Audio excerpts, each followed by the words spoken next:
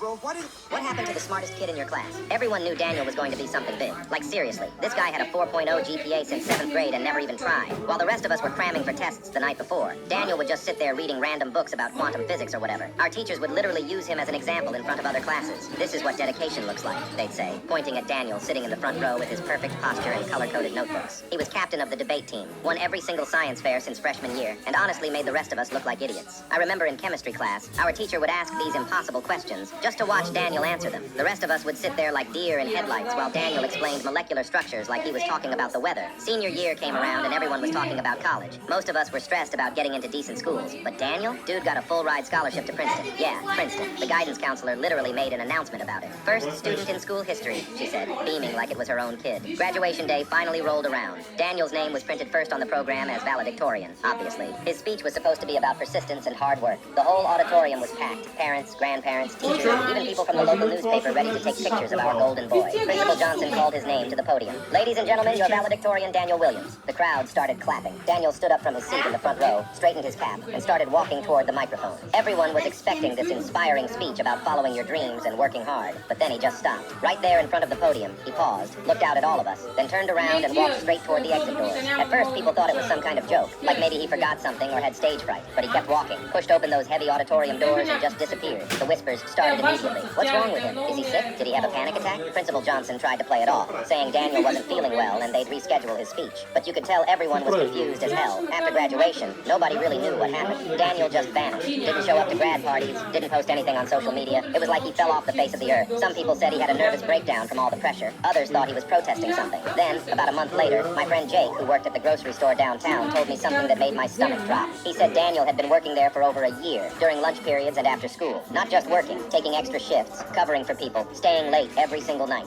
That's when the truth started coming out. Daniel's mom had been battling cancer for the past 2 years, stage 4. She was getting treatments at the hospital 3 towns over, and their insurance barely covered anything. Daniel's dad had left when the diagnosis came in, just packed up and disappeared one day, leaving Daniel and his mom with a mountain of medical bills. All those times we thought Daniel was just naturally smart and didn't need to study, he was actually pulling all-nighters, not for homework, but to help his mom with treatments and medications. He'd drive her to chemo sessions at 5 in the morning, then rush back to school and pretend everything was normal. During lunch, when we were all hanging out, he was stocking shelves at the grocery store to pay for her medications. The Princeton scholarship? Daniel never even sent in his acceptance letter. He couldn't leave town. His mom needed him. And that perfect GPA he maintained while working and caring for a dying parent? That wasn't just smart. That was superhuman. The reason he walked away from the podium that day was because he couldn't stand up there and talk about persistence and hard work when everyone thought his success came easy. He told Jake later that he felt like a fraud. Here were all these parents and teachers celebrating him as this perfect student, when really he was just a 17-year-old kid trying to keep his mom alive. His mom passed away that August. What happened to the smartest kid in your class?